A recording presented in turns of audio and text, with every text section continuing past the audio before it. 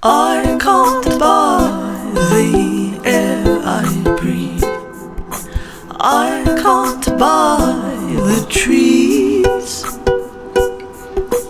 I can't buy the deepest seas. But it don't matter, 'cause they're there for free. Hello and welcome to Around the World in 88 Tales. I'm David Heathfield and I'm here at the Royal Albert Memorial Museum in Exeter again. I'm in the World Cultures Gallery, and for this evening's story share, which is a special story share because not only am I live with you on Facebook, but there's a live audience here in the museum. Hello, hi, hello. I'm meeting up with a wonderful storytelling teacher and storyteller, Letty Segura. And I think, Letty, you live just outside Mexico City, is that right? Or near Mexico? Yes. Hello. In this moment, I am in Puebla, which is a city very close to Mexico City. Puebla, yes. outside Mexico City. Yeah. Wonderful. Have you had a good day? Yes, the weather in Mexico is wonderful, especially in this city. So Wow. Today I'm very, very happy to be with you here. I'm happy to be with you, Letty. And we met, of course, because we're both volunteers with the Hands Up project, supporting children teachers in Gaza and Palestine. That's how we got to know each other. That's so, true. Letty, could you tell us a little bit about your interest in storytelling and in this project? Yeah, thank you. Well, I got this invitation without knowing you. But as you mentioned, we are part of a small community thanks to the Hansa project, and we have many friends in common. So when I got your invitation and you asked me to share a story from my country, then I said, okay, I think I know what I will share, because when I was a child, there was no internet. So the only chance for me to get about the world was at that time my father. I still can recall all the tales that my father and my teachers used to tell me. And this story, well, it's special to me because I can still recall it despite the time. I was 6 years old when I was in primary school, and my teacher told me this story.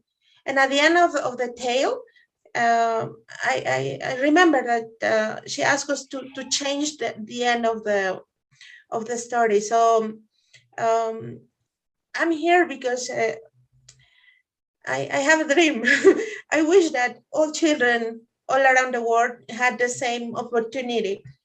I told you, my father was with me when I was a kid, and he was there to give me a kiss, to tell me a story, and just, I mean, that was enough. And I wish all children had the same opportunity, like me. I wish exactly the same thing, Letty. I think it's a common wish around the world, because those stories that we're given by family members and favorite teachers when we're young, they're blessings that we remember. And those teachers who, like you, who share stories are invaluable. They're unforgettable. The teachers we remember, the teachers that share stories. Letty, let's begin. I've got a wonderful artifact to show you, and it's this taxidermy fox, and it was found as roadkill in North Devon, or somewhere in Devon, a few years ago, and then was retrieved. And because it was roadkill, there were no chemicals in this fox, there was no poison, so it was a very suitable specimen to be worked on by the museum specialist taxidermist. And you can see it's been put into the handling collection. It's not behind glass, it's so that people can actually see it up close and touch it. And the fox, I think you will agree, is an animal that features in stories in many different cultures around the world.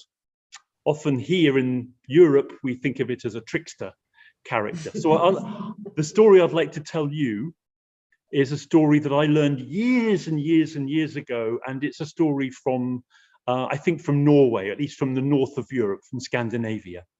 So can I tell you my story first? And Yes, then please. will you tell the story that you learned from your father? Yeah, thank you. Fantastic. Okay. Autumn was here. The leaves were falling, blowing in the wind. It was getting colder. And Bear said to Fox, "Friend Fox, it's time for us to sleep for the winter. Come with me into my cave. We will sleep next to each other, keep each other warm." Fox thought about it. "If you come with me in my cave," said Bear, "in the spring when we wake up, I have a surprise for you. Look, I have a pot full of butter. I will hide this pot of butter in a thorn bush. And in the spring, when we wake and it's warmer, we will eat that butter. We will be so hungry. Half will be for me and half will be for you." "Very well, Bear. I will come into your cave with you. I will sleep next to you. We'll keep each other warm." And into the cave they went, and they snuggled down, cozy in the cave, and they slept. And they slept. Well, the bear slept soundly, as bears do in the winter, but the fox found it hard to stay asleep. After some time, the fox was getting so hungry, and there was a thought in his head that he couldn't get rid of. You know what it was? It was the thought of that pot of butter. Oh, how he wished he could taste it. Suddenly, Fox sprang up and shouted, "Coming!" He ran out of the cave. The snow was already beginning to fall. Through the light fall of snow, he ran to the thorn bush, and there he dug up that pot. Fox opened the pot. Oh, the butter smells so good. Half would be for me and half for Bear, but that would be in the spring. There would be nothing wrong if I took just one little lick. And Fox licked the butter, and it was so good. But he remembered his promise, and he put the lid on the butter, put it under the thorn bush, and back through the snow he ran. And as he came into the cave, the bear stirred. "Fox, where were you?" "Oh, I heard news. A baby will be born." "Oh, what will they call the baby?" "Just licked," said Fox. And Bear went back to sleep, and so did Fox, but not for long, because Fox was still so hungry. Time passed, the snow was falling heavier outside, and Fox just couldn't stay asleep. He thought and he thought about the butter. He sprang up. "Coming!" He ran out of the cave, and now the snow was thick. He went through the snow, not as quick this time. He almost was struggling to get through the deep fall. He came to the thorn bush covered in snow. He dug and uncovered the pot. He lifted the lid, and oh, it smelled so delicious. So hungry was Fox by now that he licked, not just once, licked, not just twice, but he licked and he licked and he licked and he licked and he licked until half of the butter was gone. "Oh, I've already had my half, and the other half is my friend Bear's." Fox put the lid on the pot, hid it under the thorn bush, and went back through the snow, the deep snow, and into the cave. "Where were you, Fox?" The baby's been born." "And what are they calling the baby?" Perhaps they'll call the baby Half Gone." Bear went back to sleep, and Fox did too, much sounder this time. Fox had eaten well. But time passed, and it was Fox who woke up first. Already there was a thaw outside. The snow was melting. Fox sprang up and shouted, "Coming!" He ran out of the cave, through the slushy snow as it melted. He came to the thorn bush. There he dug it up, held the pot, opened it, looked at it, smelt it. I should save it, but He could not resist. He licked and he licked and he licked and he licked and he licked and he licked and he licked until it was empty. The butter was all gone. Oh no. Fox put the lid back on the butter, back through the slushy snow, into the cave, and Bear was already stretching. You're back, Fox. Where have you been? The baby has been named. What did they call the baby? What do you think? All gone. All gone. Strange name. I'm hungry, Fox. Remember I hid that pot of butter? Yes, said Fox. I do. And together, Fox and Bear, well, Fox slightly behind, came through that watery snow to the thorn bush, and quickly Bear found the pot. It seems lighter than before. Bear opened the pot, and oh no, the butter is all gone. All gone? Fox, you ate the butter. You have licked all of the butter from the pot. No, said Fox. Wasn't me. It was you. What? Said Bear. You must have eaten it in your sleep. I did not, said Bear. Why would I be so hungry? Let me prove it to you, said Fox. Are you still a little sleepy? Lie down here in the warm spring sunshine. And Bear didn't find it hard to sleep. Bear stretched and lay down, and Fox pretended to sleep, but as soon as Bear was sound asleep and snoring gently, Fox opened the pot. He extended a long, sharp claw. He reached into the pot and scraped around the bottom, scraped under the lid. And then gently, gently, he smeared the butter over the bear's lips. Oh, Fox, wake up. Bear, look at you. Look at your lips. They're all shiny. Look. Bear licked his lips.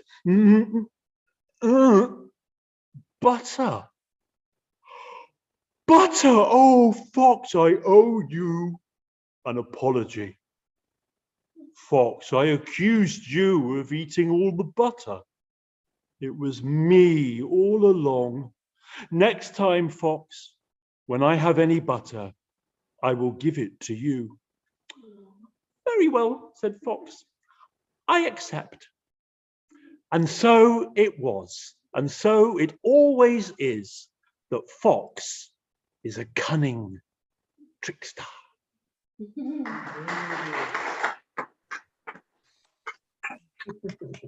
Thank you very much. Thank you, everybody. Thank you, Letty. It's a lovely story from the north of Europe, inspired by this taxidermy fox. And on Facebook Live, I can see Lily Arfinatha says, good morning from Malaysia. So there are people joining us around the world. But right now, Letty, can I ask you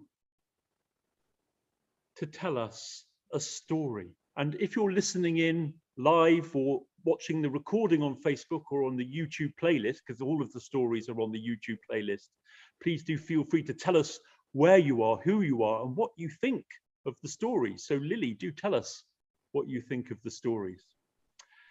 Letty in Mexico, yes. Over to you. Thank you. So I'm going to start. The name of my story is called When the Fox Tasted the Prickly Pear. Once upon a time, the fox found a rabbit sitting on a cactus eating prickly pears. Well, I didn't expect that, exclaimed the fox without hiding his joy. My lunch is already assured. What did I do to you, brother, to make you come with such a threat? Asked the rabbit. It's not a threat. As soon as you come down from there, I'm going to eat you. For all the times you have deceived me, said the fox. Then you will have to wait a little bit, brother. These prickly pears are very tasty. And for now, I'm not going to come down, said the rabbit, and peel another prickly pear. The fox's mouth was watering. I have never eaten this fruit before, but it seems to be a good thing. Are they really very tasty? Asked the fox. Sure, brother. You don't know what you are missing, said the rabbit. Could you give me one to try, asked the fox. Of course, brother fox, said the rabbit, eager to be forgiven. He peeled another prickly pear and said, Here it is, brother. Open your mouth. The fox sat down on his paws and opened his mouth wide. The rabbit stretched out his hand and dropped a prickly pear into it. The fox thought it was a delicacy. While tasting it, he was distracted from the rabbit. The rabbit cut another prickly pear and pretended to peel it, throwing on the ground a husk that had been left on the cactus. When the fox turned his eyes back to him, he said, Here I have another one for you, brother fox. Well, give it to me, said the fox, ready to eat the fruit and then eat the rabbit. He opened his mouth wide and the rabbit forcefully threw the prickly pear into the fox's throat. The fox began to scream and then to wallow. The rabbit took the opportunity to jump off and run away. Until nightfall, the fox kept removing the thorns from his throat and promised himself once again to take revenge on the rabbit. The fox looked for the rabbit for days, but never saw him again. And so Rabbit lived a long life and ate prickly pears all the time. The end. That is all. Letty, I think the people in the room have really enjoyed listening to that story. And this is a story you learned from your father when you were really young. Yes. And that's wonderful. It's these stories that stay very close to us, the stories we remember that we were told when we were young. And that reminds me of so many stories. I've heard many stories about Conejo, the trickster rabbit in Mexico and Guatemala. And there's just some fantastic stories. I love the idea, you trick me again, because it's like it's a whole series of stories where rabbit escapes from fox or coyote. Wonderful, wonderful. Thank you for the opportunity. And I think it's really a blessing to be alive and share our joy. So thank you for greetings saying from Mexico to all of you. Thank you for saying that, Letty, because this project has all come about during the COVID pandemic, when there's been so much insecurity and fear around the world. And, we are blessed to still be alive. Yeah, thank you very much. And would you like, we're in the room, one more round of applause for Letty Segura. Thank you. Yeah. Thank you. Thank you so much. I hope you can come one day to Mexico and eat prickly pears. As long as you peel it for me first. I can't buy the trees. I can't buy the deepest seas. But it don't matter, 'cause they're there for free.